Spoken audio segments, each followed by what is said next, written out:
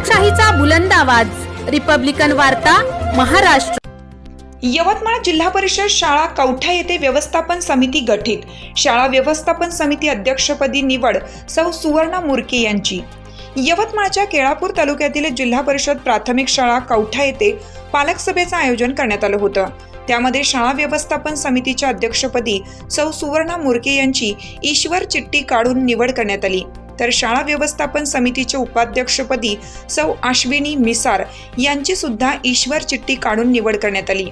त्याचबरोबर नवनिर्वाचित शाळा व्यवस्थापन समितीच्या अध्यक्ष सौ सुवर्णा मुरके यांचे स्वागत पुष्पगुच्छ देऊन मुख्याध्यापिका दीपा सिरमनवार यांनी केलं, तर शाळा व्यवस्थापन समितीचे उपाध्यक्ष सौ अश्विनी मिसार यांचे स्वागत शिक्षिका अनुराधा लक्षट्टीवार यांनी केले व पुढील वाटचालीस हार्दिक शुभेच्छा दिल्या।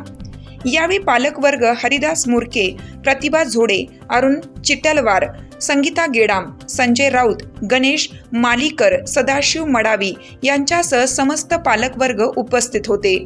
यावेळी सूत्रसंचालन मुख्याध्यापिका दीपा सिरमनवार तर आभार प्रदर्शन शिक्षिका अनुराधा लक्षट्टीवार यांनी मानले।